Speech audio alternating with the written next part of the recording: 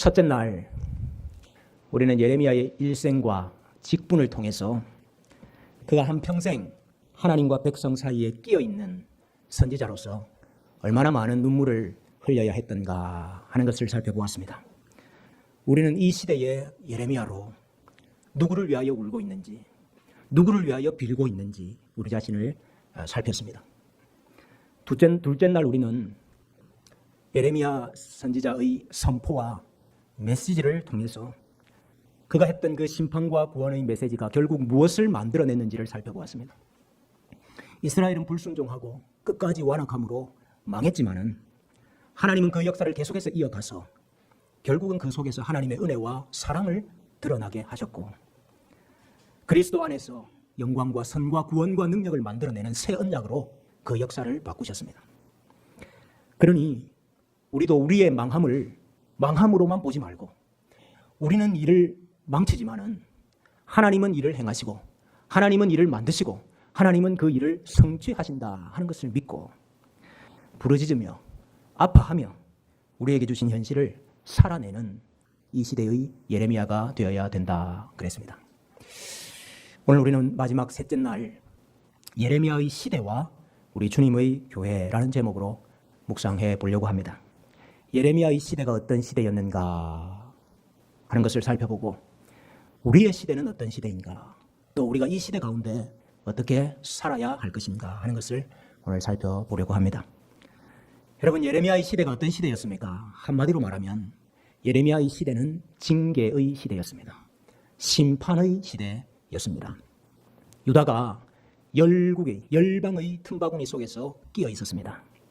요시야는 애굽이 망하는 것을 원해서, 아수르가 망하는 것을 원해서 애굽 왕을 가로막다가 전사했습니다. 그래서 여호아하스를 왕으로 세웠더니 애굽 왕이 그를 끌고 애굽으로 가서 그가 애굽에서 죽고 여호야김을 세웠습니다. 그래서 여호야김이 애굽을 섬길 수밖에 없었는데 바벨론이 애굽을 이김으로 다시 바벨론을 섬기게 되었습니다. 그런데 주위 나라들이 반란을 일으키고 혼란의 틈을 타서 다시 바벨론 섬기기를 거부했지요. 그랬더니 바벨론이 침략을 해서 이 나라가 포위를 당하고 포로가 되고 또 시드기야를 왕으로 세웠습니다. 바벨론이 와서 3년 동안 그 성을 애워쌌습니다. 애굽이 우리를 도와주리라 그랬지만 결국 애굽은 오지 않고 그들은 바벨론에 의해서 망했습니다. 여러분, 이 모든 일들이 역사가 단지 그 당시의 국제 정세 때문에 일어난 일입니까? 그것이 유다를 향한 심판이고 유다를 향한 징계였지 않습니까? 그런데 그 시대의 대부분의 백성들은 이 일이 하나님의 징계라는 것을 깨닫지 못했습니다. 이 일이 하나님의 심판이다 하는 것을 알지를 못했습니다. 왜 그랬을까? 많은 사람들은 선민의식을 이야기했습니다. 우리는 하나님께서 선택하신 백성 아니냐. 북이스라엘은 그 다윗의 계보가 아니기 때문에 북이스라엘은 아수르에 망하는 것이 당연하다 할지라도 우리는 다윗의 계보가 아니냐. 우리는 다윗의 위를 가진 자들이 아니냐. 다윗의 왕위를 영원히 하리라 하나님이 약속하셨기 때문에 우리나라는 망할 수 없다 이렇게 생각을 했습니다. 그리고 우리나라에는 히스기야 왕이 있지 않았느냐. 우리나라에는 요시야 왕이 있지 않았느냐.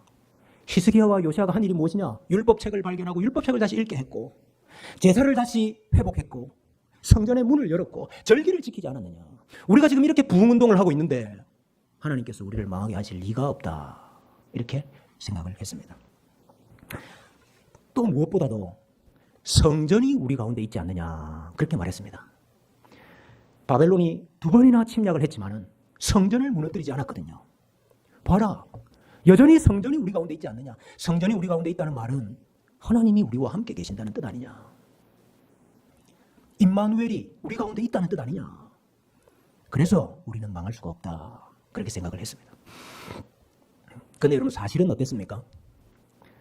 사실은 어땠는지를 보여주는 게 에스겔입니다. 에스겔이 환상을 봤지요. 무슨 환상을 봤습니까? 성전에 있던 하나님의 영광이 떠나는 환상을 봤습니다. 어디로 떠났습니까? 바벨론으로 떠났습니다.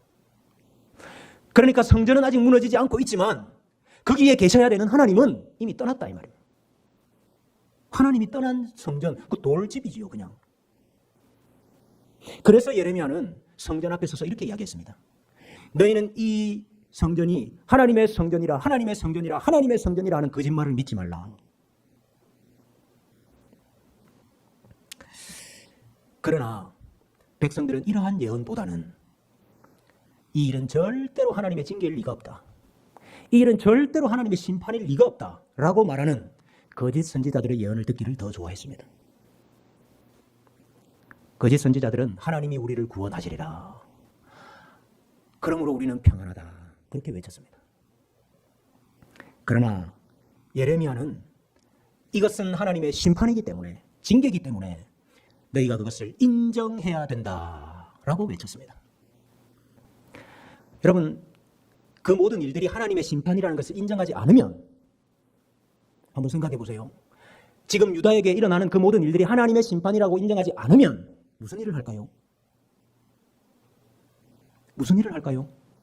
국제 정세 때문에 일어나는 일 아닙니까? 그러면 국제 정세를 살피게 되겠죠. 우리가 어느 나라에 붙어야 이익일까? 어디 나라에 어느 나라를 섬겨야 우리나라가 보존될까? 이득이 될까? 그래서 아수르를 섬길 것이냐, 애굽을 섬길 것이냐, 바벨론에 붙을 것이냐, 아니면 다른 나라들과 동맹을 맺어서 바벨론에 대항할 것이냐, 그것을 찾게 되겠죠. 그래서 예레미야가 어찌하여 애굽을 의지하느냐, 어찌하여 다른 이방을 의지하느냐 책망한 거 아닙니까? 또 이것이 하나님의 징계가 아니라고 생각하면 하나님이 우리를 보존해 주시고 하나님이 우리를 구원해 주실 것이다 이렇게 믿겠죠. 그러면 회개를 하지 않는 겁니다. 이건 하나님의 징계가 아니기 때문에, 이건 하나님의 심판이 아니기 때문에 회개할 필요가 없다 이 말이죠. 거짓 선지자들은 하나님이 우리를 구원하실 것이다 하는 이야기는 했지만은 우리가 회개해야 된다 하는 그 이야기는 하지 않았던 거예요. 예레미야는 이 모든 일들이 하나님의 징계고 심판이기 때문에 그것을 너희가 인정해야 된다 그랬습니다. 그 인정한다는 의미는 첫 번째는 회개해야 된다는 뜻입니다. 회개해야 된다. 유다에 일어나는 이 모든 일들을 보고 회개해야 된다 하는 것이었습니다. 국제 정세를 살펴서 살 길을 찾을 것이 아니고 우리는 평안하다 평안하다 하나님이 우리를 구원하실 것이다 그렇게 스스로를 위로해서 살 길을 찾을 것이 아니고 이 하나님의 징계와 심판 앞에서 회개해야 된다 하는 것이 예레미야의 메시지입니다. 여러분, 회개는 하나님의 심판을 심판으로 인정하는 것에서부터 시작되는 겁니다. 여러분, 이것은 굉장히 중요한 것입니다. 회개는 하나님의 심판을 심판으로 인정하는 것에서부터 시작됩니다. 여러분, 내가 죄인이고 내가 하나님의 심판을 받아 죽은 자다. 그리고 영원한 하나님의 심판을 받아 영원히 죽을 자다 하는 걸 인정해야 우리가 회개하고 예수 믿는 자가 될 수 있습니다. 여러분, 나에게 임한 심판, 나에게 임해야 되는 그 심판이 무효화가 된 게 아닙니다. 네? 나에게 임할 심판이 있지 않습니까? 우리 모두에게. 근데 우리에게 나에게 임할 그 심판이 무효된 게 아니에요. 임했지요, 심판이. 누구에게 임했습니까? 나에게 임한 게 아니고 예수 그리스도에게 임했죠. 그래서 예수님이 받으신 그 심판과 저주가 사실은 내가 받아야 되는 하나님의 심판이다 하는 거 인정이 돼야 예수 믿을 수 있다 그 말입니다. 예수님이 십자가 위에서 받은 그 저주와 심판이 그 나에게 임할 심판이 아니라고 생각하면 그러면 예수님의 십자가와 우리는 아무 관계가 없습니다. 그냥 예수님은 그 땅에 와가지고 유대 독립운동 하다가 시기를 받아서 십자가에 죽었다. 그거밖에 뭐가 됩니까? 예수님이 받으신 그 심판이 나의 심판이다 인정이 돼야 회개가 된다 이 말입니다. 하나님의 심판을 심판으로 인정해야 회개라는 게 됩니다. 거짓 선지자들에게는 이게 빠졌어요. 그래서 우리의 범죄에 대해 우리가 회개해야 된다. 우리 교회가 저지른 이 죄로 말미암아 하나님께서 진노하고 계신다 하는 이 메시지를 전할 수가 없었던 것입니다. 그러나 예레미야는 이것이 하나님의 심판이고 이것을 너희가 하나님의 심판으로 인정한다면 우리가 다 회개해야 된다라고 외쳤던 것입니다. 너희 묵은 땅을 갈고 가시 덩굴에 파종하지 말라. 하나님이 씨를 새롭게 뿌릴 것입니다. 그러나 딱딱해진 그 땅에는 씨를 뿌려도 날 수가 없는 거예요. 너희 묵은 땅을 갈고 가시 덤불에 파종하지 말게 하라는 것입니다. 유다인과 예루살렘 주민들아, 너희는 스스로 할례를 향하여 너희 마음 가죽을 빼고 나 여호와께 속하라. 그리하지 아니하면 너희의 악행으로 말미암아 나의 분노가 불같이 일어나 사르리라. 하나님의 징계의 시대다 하는 것을 인정한다는 말은 회개한다는 말이고, 또 다른 한편으로는 징계를 징계로 받으라는 뜻입니다. 다시 말하면 하나님이 드시는 매를 맞아라는 뜻입니다. 바벨론은 하나님의 매입니다. 이것을 인정하지 않으면 바벨론에 대항하게 되어 있는 것입니다. 그러나 바벨론이 하나님의 매라는 것을 인정하면 거기에 순복하는 것입니다. 바벨론에게 순복하는 것이 아닙니다. 하나님의 손에 순복한다 이 말입니다. 그 매를 들고 계시는 하나님의 손에 순복하라는 것입니다. 그래서 예레미야는 너희들 바벨론에 항복하고 바벨론의 포로로 끌려 가라고 이야기한 것입니다. 너희가 지금 이 징계의 시대 가운데 어떻게 사는 것이 하나님의 징계를 징계로 받고 사는 일인가, 사는 것인가 하는 것을 오늘 우리가 함께 읽은 이 말씀에서 잘 보여주고 있는 것입니다. 여러분, 오늘 이 말씀은 여호야긴 왕과 궁중의 많은 사람들이 포로로 사로잡혀 갔을 때, 다시 말하면 2차 포로가 있은 후에 예레미야가 그 바벨론의 포로로 끌려간 백성들에게 편지한 내용입니다. 너희들 바벨론 땅에 끌려갔는데 거기서 어떻게 살아라 하는 것을 말씀하는 편지예요. 어떻게 사는 게 하나님의 징계를 징계로 인정하는 삶일까요? 4절 말씀해 보시면, 만군의 여호와 이스라엘 하나님께서 예루살렘에서 바벨론으로 사로잡혀가게 한 모든 포로에게 이와 같이 말씀하시니라. 너희는 집을 짓고 거기에 살며 텃밭을 만들고 그 열매를 먹으라. 아내를 맞이하여 자녀를 낳으며 너희 아들이 아내를 맞이하며 너희 딸이 남편을 맞아 그들로 자녀를 낳게 하여 너희가 거기에서 번성하고 줄어들지 아니하게 하라. 여러분, 이 말이 무슨 말입니까? 거기 사로잡혀가서 잘 살아라 그 말입니다. 여러분, 여기 잘 산다는 말이 거기서 평안을 누리고 호의호식을 하라 그 말일까요? 포로로 잡혀갔는데 무슨 호의호식입니까? 너네들 고향에서 부르던 노래 한번 불러봐. 그러면 그 앞에서 내 혀가 내 입천장에 달라붙으면 좋겠다. 그렇게 단식을 하면서 살았어요. 그러나 오늘 예레미야 이 말씀은 금방 돌아오리라, 너희들 하나님이 금방 다시 돌아오게 하리라 하는 거짓 선지자들의 예언이 많았거든요.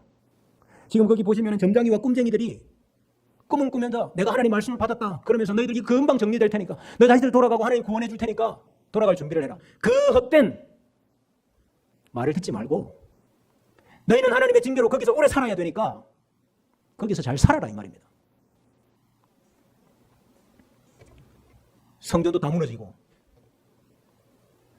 하나님께 나아갈 수 있는 방법이 사라지고 포로가 되었는데, 그래서 자포자기하고, 그래서 내 삶을 아무렇게나 사는 것이 아니고 너희 일상의 삶을 살아라 그 말이에요. 그래서 어떻게 하라 그랬습니까? 너희 수가 줄어들지 않게 하라. 거기서 번성해라. 피난민에서 거주민이 되라 이렇게 이야기하시는 거예요. 여러분, 그건 바벨론에 사는 게 좋아서가 아닙니다. 네?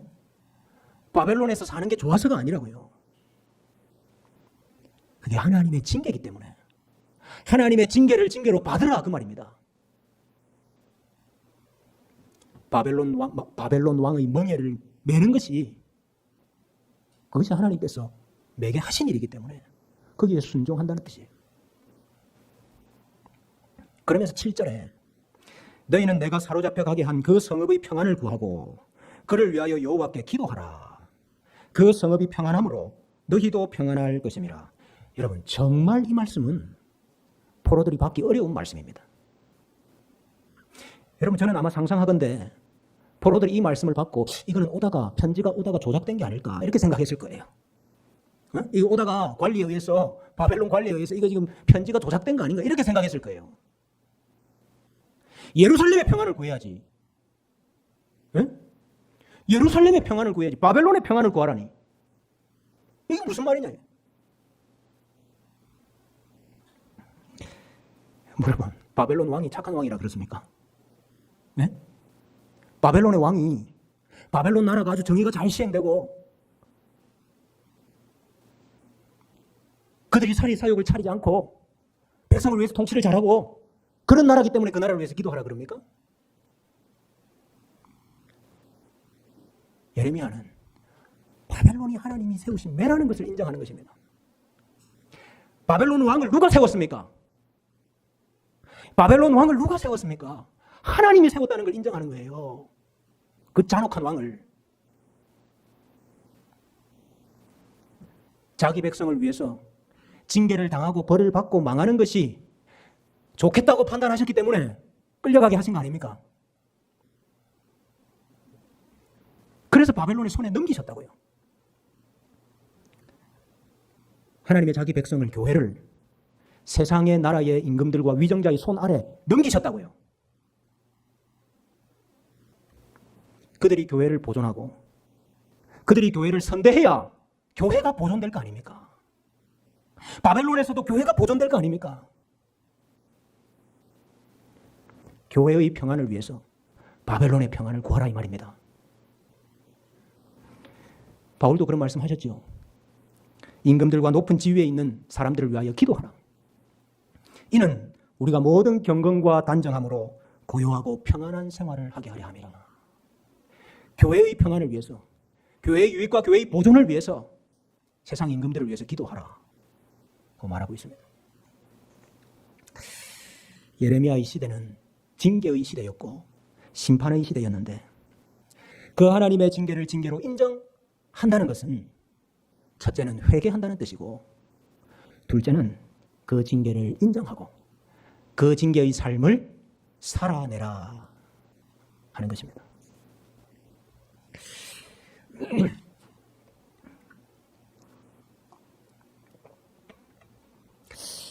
이제 저는 오늘 우리가 살고 있는 이 시대를 한번 살펴보려고 합니다.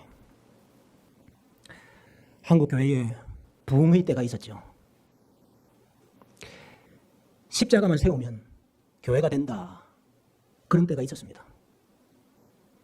여의도에 100만 명이 모여서 집회를 했던 때가 있습니다.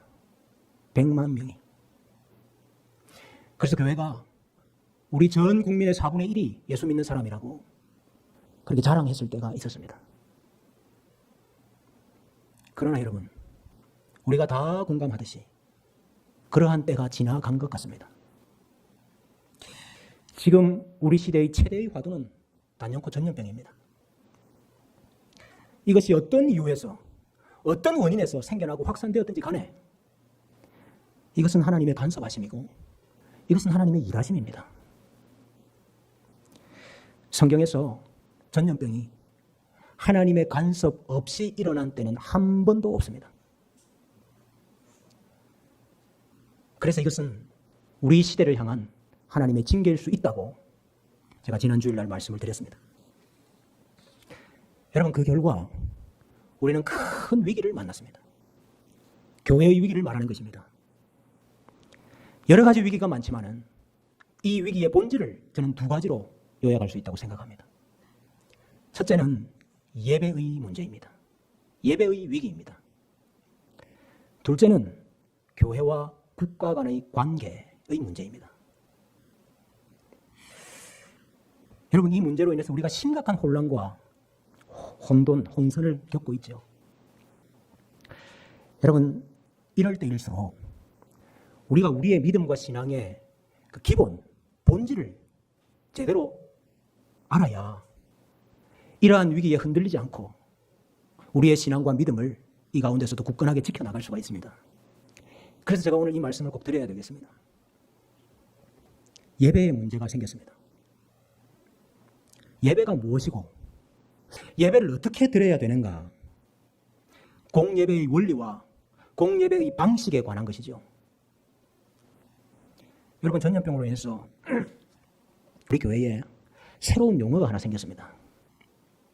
대면 예배와 비대면 예배라는 것입니다. 여러분, 이전에 이런 교회 용어가 있었습니까? 우리 교회에 이런 용어가 있었습니까? 대면 예배, 비대면 예배. 온라인 예배라는 용어가 있었습니까? 우리 교회에? 전염병으로 새로운 용어가 생겼습니다. 정부는 대면 예배를 하지 말라. 모여서 예배하지 말라. 비대면 예배만 하라. 그럽니다. 교회 내부에서는 지금은 전염병이라는 특별한 상황이기 때문에 우리가 모여서는 안 되고 비대면으로 예배를 하는 것이 맞다. 이렇게 말하는 분들도 있고, 아니다. 교회가 어떻게 예배하는 것을 포기할 수 있느냐. 예배는 드려야 된다. 이렇게 말하는 분들도 있습니다. 여러분, 우리가 이러한 현상을 논하기 전에 예배가 무엇이고 예배를 어떻게 드려야 하는가 하는 기본을 먼저 좀 제대로 알아야 되겠어요. 여러분, 교회를 시작한 것이 사람입니까? 하나님입니까? 교회를 시작한 것이 사람입니까? 하나님입니까?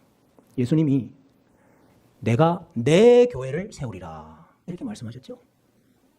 예수님이 내가 내 교회를 세운다고 이야기하셨습니다. 성령 하나님께서 오셔서 그 예수님을 증언함으로 생겨난 것이 교회입니다. 예수님이 자신과 교회를 하나라고 여기셨기 때문에 교회는 이 땅에 가시적인 눈에 보이는 그리스도의 몸입니다. 성령님께서 이 교회에 내주하시고 교통하시기 때문에 우리는 교회를 성령의 전이라고 말합니다. 교회는 하나님의 백성이고 하나님의 약물이라 그러죠. 교회는 아래에서부터 생겨난 것이 아니고, 다시 말하면 사람들이 모였기 때문에 교회가 된 게 아니라 그 말입니다. 사람들이 모여서 우리 교회 시작하자 그렇게 해서 교회가 시작된 것이 아니고, 교회는 위로부터 주어진 것입니다. 신적 기원을 가지고 있다 이 말입니다. 그러면 삼위 하나님께서 교회를 뭘 하려고 세우셨습니까? 하나님이 교회를 세우셨는데 교회에서 뭐 하려고 교회를 세웠습니까? 그럼 성경은 교회가 무엇을 하라 하는 말씀을 하셨어요. 여러분, 교회는 교회의 필요에 의해서 혹은 모인 사람들이 이것을 하면 좋겠다 그렇게 해서 무슨 일을 하는 단체가 아니에요. 교회는 성경이 하라고 한 일을 하는 곳입니다. 뭘 하라고 하셨죠? 은혜의 방편을 행하라고 했습니다. 여러분, 은혜의 방편이 뭡니까? 성례, 말씀과 성례입니다. 여기 우리가 기도를 더 붙일 수가 있습니다. 여러분, 예수님께서 잡히시기 전에 제자들을 모아놓고 성찬을 해가시면서 너희도 이것을 행하라 그랬습니다. 부활하시고 난 다음에 제자들을 만나셔서 그 제자들과 함께 역시 이것을 행하셨습니다. 자신을 먹고 마시라고 했어요. 왜? 예수 그리스도를 먹고 마시는 자만이 예수의 생명을 가진 자이기 때문입니다. 그리스도인들이 제일 처음으로 모이기 시작한 이유가 뭔지 아십니까? 성령 하나님이 오셔서 교회가 시작됐어요. 근데 다 제각각 자기 집에서 성경 읽고 기도하고 그런 게 아니고 한 곳에 모이기 시작한 이유가 뭔지 아십니까? 떡을 떼기 위해서라고 그랬습니다. 사도행전 2장 42절, 46절, 사도행전 20장 7절 떡을 떼기 위해서 모였다고 그랬어요. 성찬은 성도들이 회집한, 성도들이 모인 가장 핵심적인 이유였습니다. 왜? 예수님이 하라고 했기 때문에. 그것을 통해서 우리는 예수 그리스도와 연합된 예수님의 십자가와 부활을 통해서 우리에게 주신 그 새 생명을 누리게 되는 것입니다. 여러분, 성찬은 단지 기념하는 게 아닙니다. 기념. 여러분, 기념한다는 뜻이 뭡니까? 기념한다는 건 우리의 신앙의 표현이에요. 우리가 기념하기 때문에. 내가 이런 신앙이 있습니다 하는 걸 내가 표현하는 방법이라고, 기념은. 성찬은 기념이 아니고 성찬은 은혜의 방편입니다. 다시 말하면 하나님께서 우리에게 오시는 통로다 그 말이에요. 하나님이 우리를 찾아오시는 방법이라 그 말이에요. 우리가 하나님을 만나서 교제하는 방법이라 이 말입니다. 누가 정한? 예수님이 직접 정한 방법이라 이 말입니다. 우리가 자꾸 기념한다는 생각을 갖고 있기 때문에 이 기념한다는 것에서부터 무슨 생각을 하느냐 하면 너무 자주 하면 의미가 퇴색된다. 이런 생각을 하는 거예요. 여러분 3.1절을 1년에 한 번 하니까 그게 의미가 있지 365일 3.1절을 하면 그 의미가 퇴색될 거 아닙니까? 성찬은 그런 게 아니에요. 초대교회와 고대교회에서는 성찬이 없는 예배를 상상하지 못했습니다. 주님께서 자신을 주시는 방편으로 삼으신 이 은혜의 방편을 우리의 실용적인 관점에서, 실용적인 이유에서 제한한다 하는 것은 잘못된 것입니다. 여러분, 우리 옛날 예배당에 보면은 강대상이 2개가 있었잖아요. 저 위에 크다란 강대상이 있고 그 좀 밑에 조그마한 강대상이 있었잖아요. 용도가 뭐였습니까? 용도가 주일 오전 예배할 때는 위에 큰 강대상에서 설교하고 오후 예배나 뭐 수요 예배할 때는 밑에 작은 강대상에서 설교하는, 여러분 그런 용도가 아닙니다. 그것은 한 강대상은 말씀단이고 한 강대상은 성찬단입니다. 교회는 이 2가지를 함께 행하는 곳입니다. 여러분 앞에, 교회 앞에, 여러분 교회당 앞에 놓는 거는 자기 놓고 싶은 걸 놓는 게 아니에요.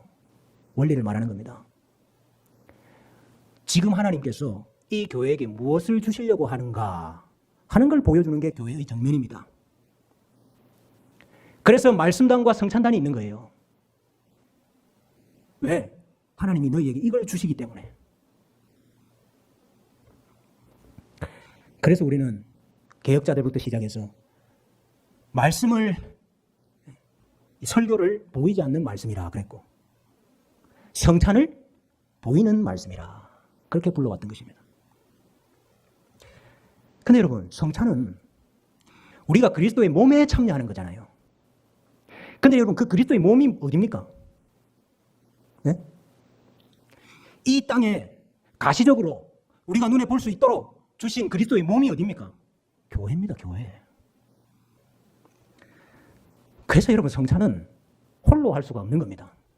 나 혼자 떡 먹고 나 혼자 저 포도주 마시고 그래 내가 예수 그리스도와 연합됐다 이렇게 말할 수 없는 거예요. 회중이, 그리스도의 몸이 함께 참여한 그 자리에서 나도 그리스도의 몸에 참여했음을 확인하는 겁니다.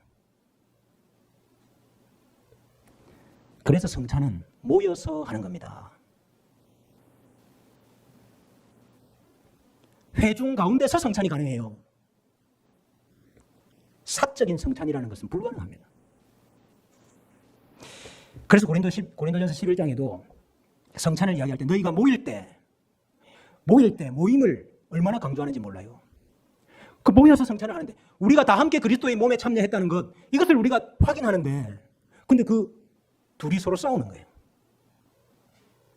여기서 어떻게 성찬을 행할 수가 있느냐. 우리가 한 몸이라는 것을 증거하는 것이 성찬인데 서로 싸우면서 무슨 성찬을 하느냐. 교회는 성찬을 행하기 위해서 모였습니다. 또 하라고 하신 거 없습니까? 우리 예수님께서 승천하시기 전에 너희는 아버지와 아들과 성령의 이름으로 세례를 주라고 그랬습니다. 세례를 주라. 세례는 우리가 다시 살았다는 중생의 표고 그리스도와 연합된 것이고 그리스도의 몸에 가입된 것이다 하는 것을 드러내는 표죠. 그래서 세례 받은 자만이, 다시 말하면 그리스도의 몸에 가입된 자만이 예수 그리스도의 몸과 피를 먹을 수 있는 거예요. 근데 여러분, 세례자가 혼자서 나는 그리스도의 몸에 가입했습니다 이렇게 이룰 수가 있습니까? 이미 그리스도의 몸인 그 회중, 성도들 속에 연합되는 거예요. 그래서 세례식은 특별한 예배가 아니고서는 반드시 공예배 중에 행해야 되는 것입니다. 세례자의 서약, 여러분 세례자가 서약하지 않습니까? 그 서약은 하나님께도 하는 것이지만은 성도들에게도 하는 거예요. 내가 이 그리스도의 몸에 가입되고 참여하는 자가 되는 것이기 때문에 세례를 행하기 위해서 모였습니다. 그리고 이름 또 없습니까? 이 세례 명령을 하시면서 내가 분부한 모든 것을 가르치라. 가르치라. 행하게 하라. 그렇게 말씀하셨죠. 가르침에 말씀과 설교가 있는 것입니다. 귀 있는 자는 성령이 교회들에게 하시는 말씀을 들을지어다. 너는 말씀을 전파하라. 때를 얻든지 못 얻든지 항상 힘쓰라. 믿음은 들음에서 나며 들음은 그리스도의 말씀으로 말미암았느니라. 여러분, 예수님은 내가 내 교회를 세우리라 하셨는데 그 교회가 무슨 일을 해야 될지를 말씀하셨어요. 그것이 바로 말씀과 가르침, 이후 세례와 성찬인 것입니다. 이것을 행하기 위해서 교회가 모였습니다. 그것도 특별히 주일에 주님께서 부활하신 그날 교회는 모였습니다. 여러분, 은혜의 방편이 시행되는 시간과 장소가 예배입니다. 제가 예배의 정의를 다시 해드렸는데 예배가 뭐라고요? 은혜의 방편이 시행되는 시간과 장소가 예배입니다. 가시적인 그리스도의 몸이 다시 말하면 교회가 성도들이 함께 모여서 은혜의 방편을 행하고 누리는 그 자리가 예배입니다. 은혜의 방편을 행하기 위해서 사람들을 세웠습니다. 누가? 성령님이. 은혜의 방편을 예수님이, 승천하신 예수님이 직접 내려와서 하시는 게 아니잖아요. 이 일을 위해서 사람들을 세웠습니다. 그게 직분입니다. 말씀과 성례를 집례하는 자가 직분자입니다.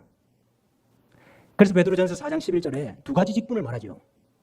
하나는 말씀의 수종자, 말씀의 직분, 봉사자를 말하고, 또 하나는 성찬의 봉사자, 직분자를 말합니다. 섬기는 직분자, 구제의 직분자를 말하죠. 말씀의 봉사자를 장로라고 말합니다. 섬김의 직분자를 집사라고 말합니다. 그럼 왜 집사가 성찬의 봉사자냐? 여러분, 고대 교회는 성찬을 성도들이 떡과 포도주를 가지고 와서 했어요. 부자는 많이 갖고 오고 가난한 자는 못 가지고 오기도 하고, 가지고 와서 그걸 나눠 가지고 성찬을 했어요. 그리고 그 남는 것을 가지고, 여러분 어려웠던 시대 아니면 그 남는 빵과 포도주를 가지고 구제를 했어요. 그것을 관장했던 자가 집사입니다. 물론 연보도 했지만 오늘 우리는 성찬하고 남은 걸로 구제하는 게 아니고 연보를 해서 구제를 하잖아요. 그래서 이 연보를 맡고 성도들을 돌아보고 구제하는 일에 힘쓰는 자가 집사라 이 말이에요. 성령 하나님께서 은혜의 방편을 주셨어요. 먼저 성령 하나님 은혜의 방편을 주셨죠. 그 방편을 행하기 위해서 모여야 했죠. 예배가 생겼죠. 그 은혜의 방편, 예배를 행하기 위해서 직분자가 생긴 거예요. 이 원리를 제대로 아셔야 돼요. 그리고 하나님은 그것을 통해서 믿는 자들을 만들어내십니다. 이해가세요? 은혜의 방편을 주시고 그 은혜의 방편을 행하는 예배를 주시고 그것을 행할 수 있는 직분자를 주셔서 믿는 자들을 만들어낸다고요. 그래서 믿는 자들이 생기고 그리스도의 몸에 연합한 자들이 생기고 그래서 구원이 이루어지는 거예요. 여러분, 예배의 방편을 행하는 그 시간과 그 장소가 예배이기 때문에 은혜의 방편을 행하는 그것이 예배이기 때문에 엄밀하게 말하면 비대면 예배라는 것은 불가능합니다. 비대면 예배라는 것은 말 자체가 어불성설이에요. 세례를 어떻게 비대면으로 합니까? 성찬을 어떻게 비대면으로 합니까? 우리가 매주 성찬을 못하고 있죠. 우리가 매주 성례를 못하고 있죠. 잘하는 거 아닙니다. 그러나 그것을 시행할 환경 자체를 제거하는 것은, 다시 말하면 아예 모이지 않는 것은, 그것은 절대로 온전한 예배가 아닙니다.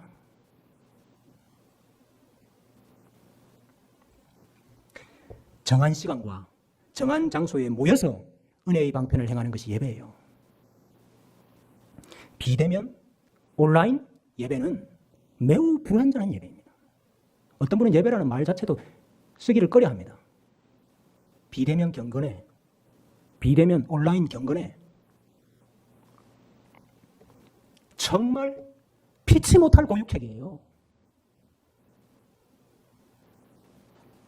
여러분, 절대로 이것이 공예배를 대체할 수 없습니다.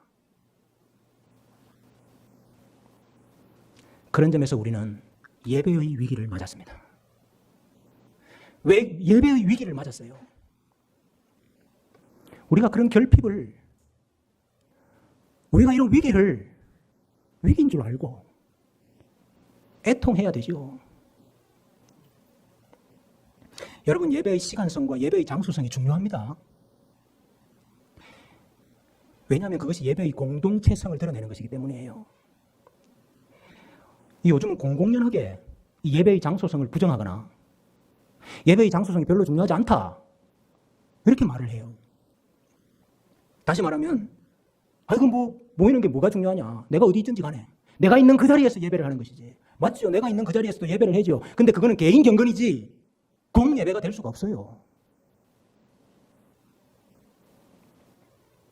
여러분, 그 장소가 어디든지 간에, 그게 무슨 체육관이든지, 그게 무슨 야외든지, 그게 무슨 예배당이든지, 장소가 어디든지 간에 중요한 것은 모이는 장소가 있어야 된다는 것입니다.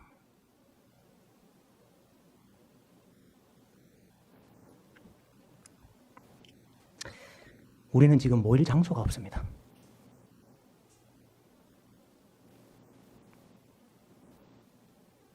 여러분, 이것은 위기입니다. 큰 위기입니다. 여러분, 우리는 이 결핍을 애통해 하면서 기도해야 돼요. 여러분, 이 예배의 문제와 연관해서 교회와 국가 간의 관계를 우리가 분명히 해야 될 필요가 있습니다. 하나님은 이 세상에 두 개의 왕국을 주셨습니다. 하나는 세상 왕국이고 또 하나는 그리스도의 왕국입니다. 세상 왕국은 세상의 정부와 세상의 위정자들을 통해서 다스리도록 하셨습니다. 하나님께서 그들에게 그런 권위를, 권세를 주셨어요. 그들이 깨닫든지 못 깨닫든지 간에 그것은 하나님이 주신 것입니다. 그래서 세상 권세자들을 통해서 죄를 억제하고 또 죄를 벌하고 교회를 보호하는 기능을 하도록, 역할을 하도록 그렇게 맡기셨습니다. 그렇기 때문에 우리는 이 세상의 정부와 위정자들이 하나님의 법에 저촉되지 않는 한 그들에게 순복하고 순종하고 또 그들을 위해서 기도해야 되는 의무가 있습니다. 또 하나의 왕국이 있는데, 자꾸 왕국 하니까 무슨 왕국회관 이런 거 말하는 게 아니고, 또 하나의 왕국이 있는데 그것은 세상에 있으나 세상에 속하지 아니한 그리스도의 왕국입니다. 그 왕국이 교회입니다. 그리스도의 왕국인 교회는 누구를 통해서 다스리게 했습니까? 교회의 직분자들을 통해서 다스리게 했습니다. 칠의회라고 그럽니다. 우리가 칠의가 다스린다는 말이죠. 칠의회, 당회와 노회가 이 왕국의 정부고 이 왕국의 법원입니다. 그래서 우리는 교회 안의 문제를 세상 법정에 가서 다투는 것이 아니고 교회의 법정에 호소하는 것입니다. 교회의 칠의회가 풀면 하늘에서도 풀리고 칠의회가 닫으면 하늘에서도 닫힌다고 이야기하셨습니다. 여러분, 이 두 왕국은 공존하면서 협력해야 됩니다. 그리고 서로의 영역을 침범하지 말아야 됩니다. 세상 정부는 교회의 이 말씀과 성례에 대한 문제, 이 천국의 열쇠권에 대해서 간섭하지 말아야 합니다. 믿음의 사안에 대해서는 조금도 개입하지 말아야 한다. 이것이 우리가 고백하는 신앙 고백입니다. 또 마찬가지로 교회도 교회의 회의, 다시 말하면 당회와 노회와 총회는 교회적인 사안만 다룬다라고 고백하고 있습니다. 국가와 관련된 시민적 사안에는 개입하지 않는다 하는 것이 우리의 신앙 고백입니다. 여러분, 이것은 교회만 하나님이 다스리고 세상은 하나님이 다스리지 않는다, 그 말이 아닙니다. 온 세상을 하나님이 다 다스리고 계시지만 다스리는 방식이 다르다는 걸 인정하는 거예요. 세상의 왕국은 세상의 위정자들을 세워서 하나님이 다스리시고, 그리스도의 왕국은 직분자들을 세워서 다스리신다 하는 다스림의 방법이 다르다는 것을 우리가 인정하는 거예요. 서로 공존하지만 그러나 서로 구별되도록 만드신 것입니다. 역사적으로 보면은 교회가 정부의 역할, 정부의 권위까지 도맡아서 하려고 했던 적이 있습니다. 그게 로마 가톨릭입니다. 교회의 수장이 나라의 수장이 되려고 했죠. 교회가 세상의 영역을 구별하지 않은 것입니다. 또 반면에 영국 성공회는 세상의 공직자가 교회의 최고 공직자가 되려고 했습니다. 왕이 교회의 수장이 되려고 했습니다. 세상이 교회의 영역을 침범한 것입니다. 칼빈도 제네바에서 사역할 때 제네바 시의회가 이 교회의 치리권을 행사하지 않도록 하기 위해서 얼마나 애를 썼는지 모릅니다. 그러면 성도가 이 나라에 대해서는 아무 말도 못한단 말입니까? 아니죠. 여러분, 우리나라에는 언론과 출판과 집회와 결사의 자유가 있습니다. 성도가 한 나라의 국민으로, 한 나라의 시민으로 얼마든지 목소리를 내고 얼마든지 집회할 수 있죠. 그러나 교회적인 차원에서는 하지 않는 이유가 바로 이것입니다. 그것은 우리의 신앙 고백을 넘어서는 일이기 때문입니다. 성도가 한 국민의 한 사람으로서 그 일을 하는 것이지 교회가 교회의 이름으로 그 일을 하지는 않는다는 말이에요. 그것은 하나님이 이 세상을 통치하시는 방법을 인정하는 것입니다. 우리도 정부나 위정자들을 인정하는 것입니다. 지금 정부가 교회에 대해서 예배 금지 명령을 내렸습니다. 이후 여하를 막론하고 이것은 교회의 권세와 영역을 침해한 것입니다. 공예배를 관장하고 공예배를 열고 닫는 권세는 세상의 위정자들에게 준 것이 아니고 교회의 직분자에게 준 것입니다. 그 어떤 세상의 정부나 그 어떤 권세자들도 예배를 열고 닫고 예배를 어떻게 드릴지를 주도하고 명령할 권세가 없습니다. 협조를 구해야지. 협조를 구해야지. 예배를 금지하는 명령을 내리다니.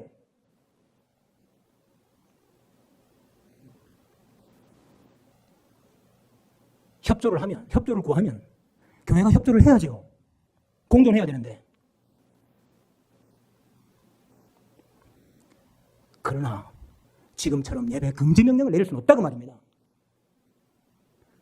공무원들이 예배를 드리는지 안 드리는지 와가지고 점검을 하고 교회 문 앞에다가 빨간 딱지를 갖다 붙이고 예배를 드리고 있는데 공무원이 들어와가지고 예배를 중지시키고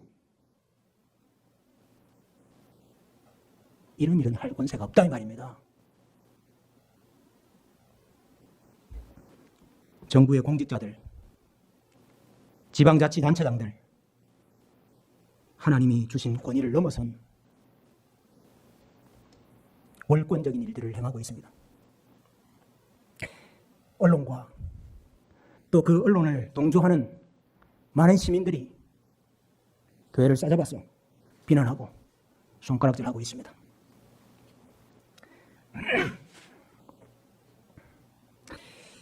근데 여러분, 이런 일들이 오늘 우리에게만 있는 일은 아닙니다.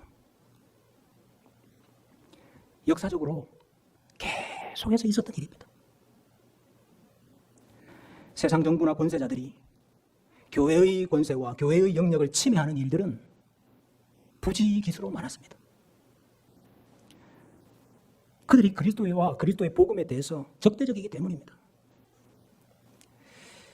그럼 여러분, 우리 선배들은 그런 일을 당할 때 어떻게 했습니까? 여러분, 교회는 그 핍박과 그 손해를 감수했습니다. 교회는 때리면 맞았습니다. 왜 폭력적인 방법을 사용하지 않습니까? 왜 강압적인 방법을 사용하지 않습니까? 왜 파괴적인 방법을 사용하지 않습니까? 그것은 세속 권세자들까지도 하나님께서 세우신 권세라고 인정하기 때문입니다. 그것도 하나님의 손에서부터 나왔다라고 인정하기 때문이에요.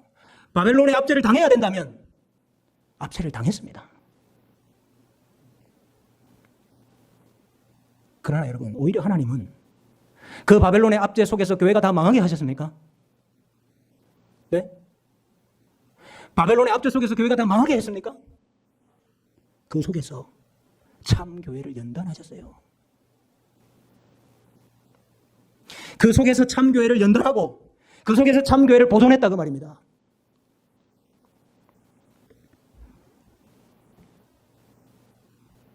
그래서 교회는 세상 권세가 교회를 탄압하고 핍박하고 압제할 때 그것을 다 받으면서 그러면서 세상을 향해서 위정자들을 향해서 너희들은 그렇게 하는 역할이 아니라고, 너희들은 교회를 보존해야 된다고 요청하고 요구하고 기도했던 것입니다. 여러분, 제가 최근에 그 기독교 강요, 칼빈이 쓴 기독교 강요, 라틴어로 된 그 기독교 강요를 새롭게 번역한 것이 나와서 제가 그것을 보면서 알고 있었지만 새삼 새롭게 눈에 들어온 것이 하나 있었습니다. 여러분, 칼빈이 기독교 강요를 썼는데 누구에게 헌정했는지 아십니까? 기독교 강요를 누구에게 헌사했는지 아십니까? 뭐 어떤 교회에게 했을까요? 프랑스 왕 프랑수아에게 헌사했습니다. 왜 그랬죠? 여러분, 이 당시에 프랑스는 기독교 박해가 굉장히 심했던 나라입니다. 믿는 사람들을 잡아 가두고 죽이고 재산을 몰수하고 차명을 시키고 화형을 시키던 때입니다. 그래서 많은 사람들이 프랑스를 떠나서 난민이 되었습니다. 칼빈이 그 일을 행하고 있는 왕에게, 위정자에게 우리가 가진 신앙은 그런 신앙이 아니다. 우리가 가진 신앙은 당신들이 잡아 죽이고 이렇게 박해할 만한 그런 진리가 아니다. 그걸 변호하기 위해서 기독교 강요를 왕에게 헌사했습니다.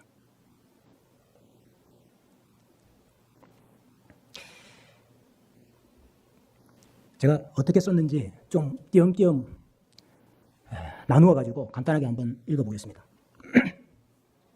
마치 우리의 교리가, 우리의 신앙이 왕의 손에서 호를 탈취하고 모든 법정과 재판을 붕괴시키고 왕의 주권과 소유물들을 흩어버리고 사회를 정복시키려는 것이라는 모함을 일삼는 많은 거짓 비방들이 매일 폐하의 면전에 상달되지 않습니까?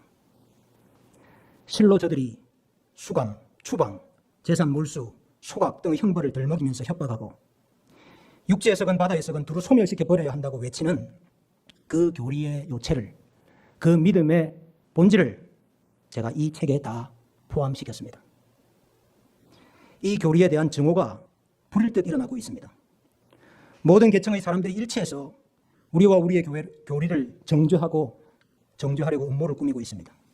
심지어 재판을 하기 위해서 자리에 앉은 사람들조차도 이러한 정서에 사로잡혀서 편견들로 선고를 내리고 있습니다. 우리에게 유죄 판결이 내려지는 것은 무슨 범죄 때문입니까? 그들은 정죄받을 이 끔찍한 교리 때문이라고 합니다. 그렇다면 무슨 권한으로 이 교리가 정죄된 것입니까? 그렇기 때문에 저는 왕이신 폐하께서 이런 현실을 조사해서 그 진상을 파악하시기를 간청드립니다. 폐하께서는 우리의 겸손을 경멸하지 마시고 참된 왕으로서 다스리는데 열의를 다 쏟으셔야 합니다. 도덕적인 행위들로 말하자면 우리에게도 비난거리가 있을 것입니다. 그렇다고 해서 이토록 심한 능력을 당할 정도의 큰 과오는 추호도 없습니다. 우리는 진지하게 하나님을 두려워하고 예배합니다. 이것은 그 자체로 분명하기 때문에 다른 설명이 필요치 않습니다. 우리는 사나 죽으나 하나님의 이름이 거룩히 여김을 받기 원합니다. 우리의 교리는 세상의 모든 영광보다 더 높고 세상의 모든 권세와 필적할 수 없는 자리에 서야 합니다. 왜냐하면 그것이 우리의 것이 아니고 살아계신 하나님의 것이기 때문입니다. 하나님이 바다 이 끝에서 저 끝까지 강에서부터 땅끝까지 다스리시도록 왕으로 세우신 그리스도의 것이기 때문입니다. 우리는 비록 고향으로부터 떨어져 망명객들이 되었지만 폐하와 폐하의 나라의 전적인 번영을 위해서 기도하기를 쉬지 않았습니다. 우리는 폐하의 응유 앞에서 우리의 고백을 변호하기를 원합니다. 만약 폐하께서 그 고백을 평온하고 침착하게 읽게 되신다면 우리는 폐하의 은혜를 다시 얻을 수 있으리라 확신합니다. 만약 폐하의 귀에 악한 자들의 수군거림이 가득해서 정작 피고인들이 자신들을 위해서 변론할 기회조차도 갖지 못하게 된다면 폐하의 묵인 가운데 분노의 광란이 구금, 채찍, 고문, 참형, 화형을 통해서 쉼없이 계속될 것입니다. 그렇게 되면 우리는 마치 도수장으로 끌려가는 어린 양처럼 극단적인 상황에 이르게 될 것입니다. 그럼에도 불구하고 우리는 우리의 인내로 우리의 영혼을 얻을 것입니다. 때를 따라 현존하는 주님의 강한 손을 기다릴 것입니다. 주님은 그 손을 펼쳐서 가난한 자들을 고통에서 구출하시고 그들을 멸시하는 기고만장한 자들을 반드시 심판하실 것입니다. 지극히 영면하신 왕이시여 부디 만왕의 왕이신 주님께서 폐하의 보좌를 의와 공평으로 견고히 세워주시기를 바랍니다. 1536년 8월 1일 바젤에서 여러분, 칼빈은 왕을 부정하지 않았습니다.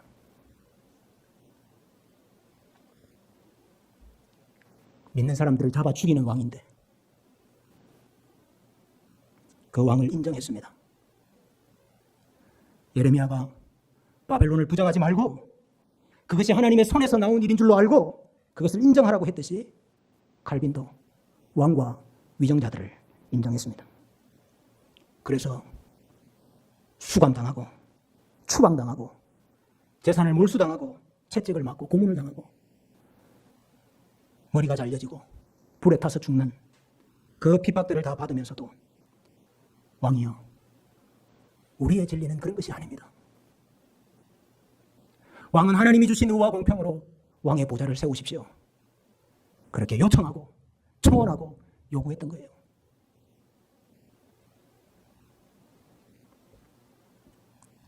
우리가 이같이 행하는 이유는 세속 권세도 하나님이 주셨다는 것을 인정하기 때문입니다.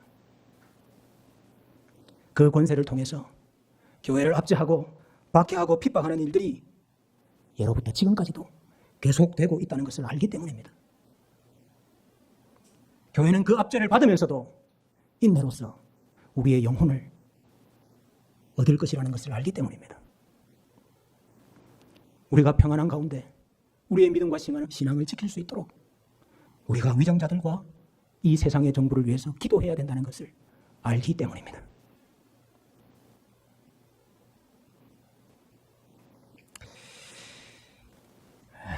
유다는 열방의 틈바구니 속에서 이리 치이고 저리 치였습니다. 그리고 결국은 바벨론에 의해서 망했습니다. 그럼에도 불구하고 그 모든 일이 하나님의 징계와 하나님의 심판이라는 것을 깨닫지 못했습니다. 그래서 회개하지 않았고 그래서 바벨론에 순복하기를 거절했습니다. 여러분, 우리는 이 시대에 우리 교회가 당하고 있는 이 위협과 이 위기가 하나님이 하시는 일이라는 것을 인정해야 됩니다.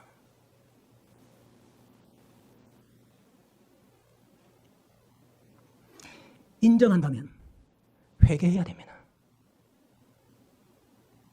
인정한다면 징계를 징계로 받고 그 땅에서 살아내야 됩니다. 수욕과 치욕과 수모와 압제와 박해를 당하면서 살아내야 됩니다. 그러면서도 그 속에서 교회를 보존해달라고, 교회를 보존해달라고 기도해야 되는 것입니다. 교회가 살 길을 달라고, 교회가 예배할 수 있게 해달라고.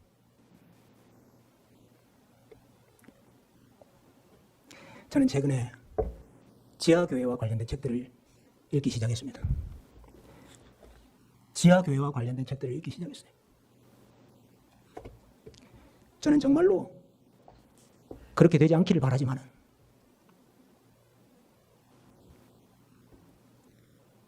만약에 하나님께서 우리 시대가 더 큰 징계의 시대, 더 큰 심판의 시대가 되게 하신다면 지하 교회가 되어서라도 교회를 보존해야 될 거 아닙니까?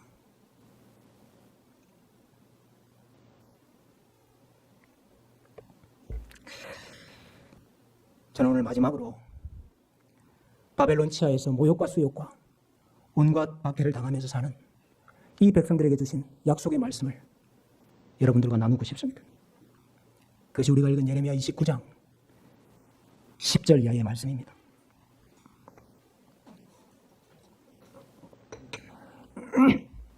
여호와께서 이와 같이 말씀하시니라. 바벨론에서 70년이 차면 내가 너희를 돌보고 나의 선한 말을 너희에게 성취하여 너희를 이곳으로 돌아오게 하리라. 너희를 향한 나의 생각을 내가 아나니 평안이요 재앙이 아니니라. 너희에게 미래와 희망을 주는 것이니라. 너희가 내게 부르짖으며 내게 와서 기도하면 내가 너희들의 기도를 들을 것이요 너희가 온 마음으로 나를 구하면 나를 찾을 것이요 나를 만나리라. 여러분 답답하시죠? 여러분 화가 나시죠? 저도 그렇습니다. 그러나 우리가 하나님의 징계를 징계로 받을 때 너희를 향한 생각은 재앙이 아니요 평안이요 미래와 희망을 주는 것이라고 우리 하나님께서 우리에게 약속하시고 계십니다. 그렇기 때문에 오늘 밤 우리는 또다시 이 말씀을 받아야 됩니다. 너희는 내게 부르짖으며 내게 와서 기도하라. 내가 너희의 기도를 들을 것이고 너희가 온 마음으로 나를 구하면 나를 반드시 찾을 것이다. 주님의 교회는 이 시대 예레미야로 부름을 받았습니다. 울어야 할 때입니다. 회개해야 할 때입니다. 감당해야 할 때입니다. 부르짖고 하나님을 찾아야 할 때입니다. 이 나라의 교회가 징계와 시련과 연단의 과정을 거치면서 불순물들이 다 제거되는 땅이 새롭게 기경되는 참 교회가 되게 해 주십시오. 교회를 향한 하나님의 이 진노와 징계를 감해 주시고 이 때를 이겨낼 수 있는 믿음과 인내와 소망을 주십시오. 이 시대의 예레미야가 되셔서 하나님 귀하게 들어 사용하시는 우리 교회와 우리 성도님들 되시기를 주님의 이름으로 축복합니다.